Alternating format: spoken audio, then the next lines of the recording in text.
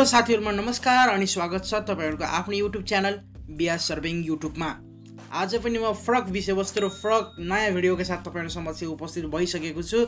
कृपया भिडियो अन्तिमसम्म हेर्दिनु होला। आजको यस भिडियोमा मैले भूमि सम्बन्धी समस्या समाधान आयोगको विघटन सम्बन्धमा रहेको कानुनी कारण के हुन सक्छ भन्ने विषयमा जानकारी दिन यो भिडियो तयार पारेको छु र विभिन्न न्यूज पोर्टल र सामाजिक सञ्जालबाट साभार गरेर यो भिडियोमा समेट्ने प्रयास गरेको छु।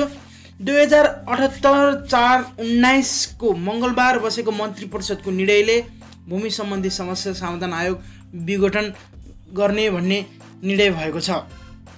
भूमिहीन दलित, भूमिहीन सुकुम्बासी तथा अव्यवस्थित बसोबासीहरूको वास्तविक लगात तयार गरी अभिलेखीकरण गर्न, एकीकृत र सुरक्षित बस्ती निर्माणमा मद्दत गर्न साथै भूमिहीन दलित, भूमिहीन सुकुम्बासी तथा अव्यवस्थित बसोबासीलाई जमिन उपलब्ध गराउने वा स्वामित्व कायम गर्ने उद्देश्यले 2076 चैत्र 9 मा आयोग गठन भई 2077 वैशाख 4 बाट आयोगले कार्य प्रारम्भ गरेको थियो र यससँगै 2078/4/19 को निर्णयसँगै देवी गेवालीको नेतृत्वमा रहेको भूमि सम्बन्धी समस्या समाधान आयोग विघटन भएको छ।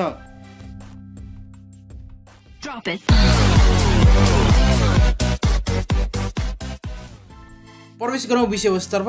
भूमि सम्बन्धी समस्या समाधान आयोगको विघटनको प्रमुख कानुनी कारण भनेको भूमि आयोगको गठन प्रक्रिया भूमिहीन बीच विवादकारी र कानुन सम्मत नभएको तथ्य फेला परेको छ। देवी प्रसाद गेवालीको अध्यक्षतामा भूमि सम्बन्धी आयोग गठन गरी 77 वटै जिल्लामा जिल्ला समिति समेत गठन गरेको थियो। भूमि सम्बन्धी ऐन 2021 को 8औं संशोधन समेतको दफा 52 क र 52 ख लाई समेट्ने गरी भूमि सम्बन्धी समस्या समाधान आयोगको गठन व्यवस्था गरेको छ। तर गेवालीको अध्यक्षतामा गठित आयोगले ऐनको दफा 52 को ख लाई मात्र समेटेको पाइएको छ। नेपालको संविधान 2072 को धारा 40 सँग पनि बाँझिएको पाइएको छ। धारा 40 ले दलितको हक सम्बन्धी व्यवस्था गरेको छ। तर धारा 40(5) मा राज्यले भूमिहीन दलितलाई कानुन बमोजिम एक पटक जमिन उपलब्ध गराउनु पर्ने र आवासविहीनलाई दलितलाई आवास व्यवस्थाको ग्यारेन्टी गरेको छ।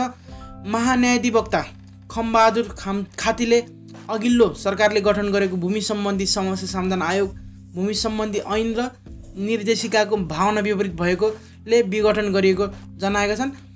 त्यस्तै यसको गठनको संविधानको मर्म तथा भावना विपरीत र कानुन सम्मत नभएको तथ्य प्रकाशमा आएसँगै वर्तमान सरकारले विघटन गरेको हो। उनले प्रश्न पार्दै भने कानुनी प्रक्रिया नै अवलम्बन नगरी हचक भरमा गठन गरेको देखिन्छ। भूमि सम्बन्धी ऐन दफा 52 को क मा राज्यले भूमिहीन दलितलाई कानुन बमोजिम एकपटक जमिन उपलब्ध गराउनु पर्ने र आवासविहीन दलितलाई आवासको व्यवस्था छ। तर आयोगले गठन र जिम्मेवारी दफा 52 को ख को उपदफा 1 बमोजिम रहेको पाइएको छ।